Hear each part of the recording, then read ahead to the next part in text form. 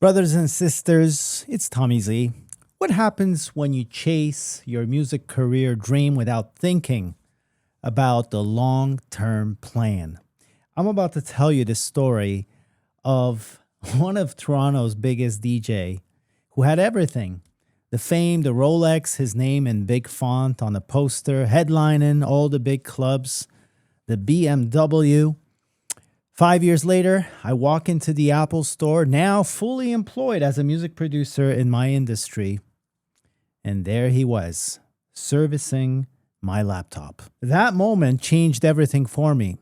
And this is the story of the path that I chose instead. The path which is still relevant 20 years later. I'm still getting paid to make a living with music from my home studio. And this is the path that I'm about to discuss with one of my students who I've also mentored, who is now full-time in the business at one of the best music production companies in the world. But before we dive in, if you want to learn how to actually break into this business, we put together a starter pack. You get the full workshop that will teach you exactly how my business works, how to break in, how to make a living with music right from your home studio, plus a 2-hour walkthrough. This is a paid workshop that normally sells for a lot more.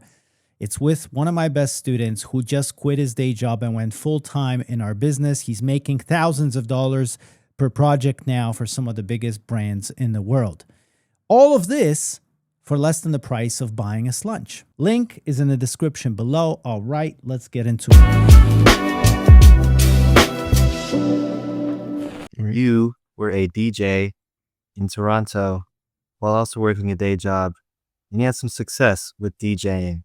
But when it came time to create a full-time career in music, you chose to go with advertising rather than trying to go full-time DJ. Why is that?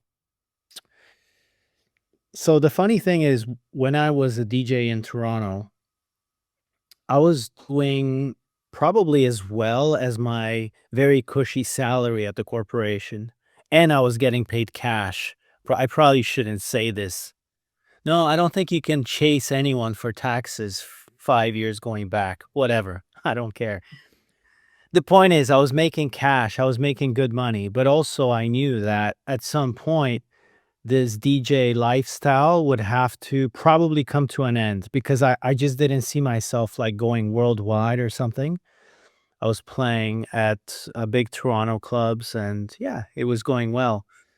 And the funny thing is, like, fast forward 5 years, once I was already making full-time living as a part of the business, making music for brands, I always tell this story. I go into the Apple store to buy myself a MacBook, or I don't remember what it was. And who is like at the Apple store as one of the Apple geniuses at the bar? One of the DJs that I really looked up to, when I was DJing. And I just thought, how interesting, right? Or maybe they loved working at the Apple store. I don't know. But the point was, you can't be a DJ forever. And so I knew that in the back of my mind. The problem was I didn't know, like, I knew I wanted to do music, but like, okay, so how, right? Like, what is the path to actually doing it? Even at that point, 20 years ago, it was hard to like reliably and consistently make a living with music. So I was getting remix requests here and there. I was getting my music license to some compilations here and there. But if I thought about it as a full-time career, I was like, there is no way that I can like peacefully pursue this path. It's just way too sporadic, unreliable. So the reason why I decided to go into making music for brands, it was really a kind of an accident. Because number one, I didn't know anything about this world and the fact that you can make a full-time income as a musician in this world. I just didn't know. That was number one. And number two was that a friend of mine worked in advertising. He was working on a campaign. He was also a fellow DJ, but he had this day job. And he said, "Hey, you're producing music also, right?" And I was like, "Yeah." He said, "Why don't you come in, make something for this Pontiac campaign?" And then when I got a taste of the world and got introduced to the world, and I was like, I began to understand that this is a real industry. Like, people are making their full-time income here as musicians. That's when I decided to commit to pursuing the world because I understood exactly what's on the inside, and it's not sporadic, it's not unreliable. It's a real industry, real music production companies, real opportunities every single day, and if you prove yourself to be delivering reliably on these opportunities, you're probably going to find a place in the business. So Yeah, I hope that answers your question. it does very well. All Yeah, so right. it sounds like you had some sort of intuition that the DJ thing could only last so long. Really interesting story with the Apple Store, how that all coincided. You found another path, and people who you felt like were ahead of you on the DJ path seems like maybe they even regressed out of a full time career.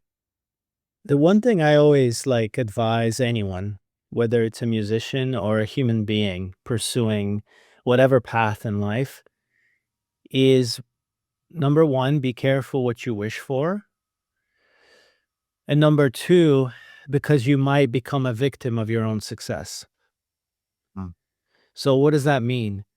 That means that very often when we pursue our dreams, especially when it comes to music, you're so passionate about it, it's almost as if like you can't see anything else, right? yeah. The thing is that it takes hard work to achieve any kind of success, and it takes some time to achieve it. At the point when you achieve it, you have to realize that it's at this point that now you have to upkeep it. Now you have to expend the energy to actually like keep it moving.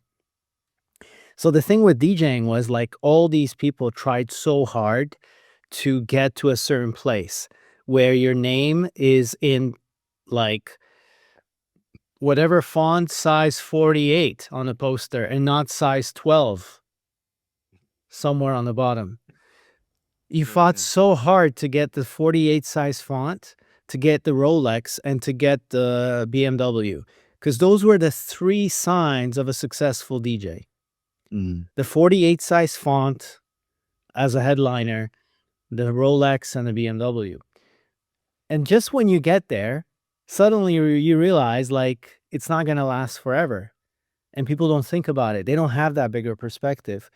And so one guy ended up being a mailman, one of the biggest guys in Toronto. Another person ended up, someone's at my door. Another person ended up being, like I said, at the Apple store. Actually, a bunch of DJs in Toronto ended up being working at the Apple store. And again, it's not to like, judge or make fun or whatever. We're all trying to make our way.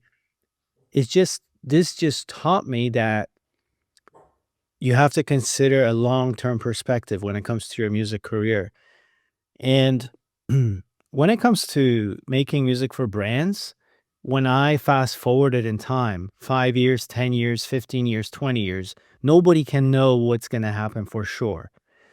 But we're here 20 years later. I'm still getting paid and sending invoices for work that I did way back in the day. And this is something that when I consider this industry played a big part in me committing to it because I realized there's work for years. Like brands are not going to stop making content for commercials.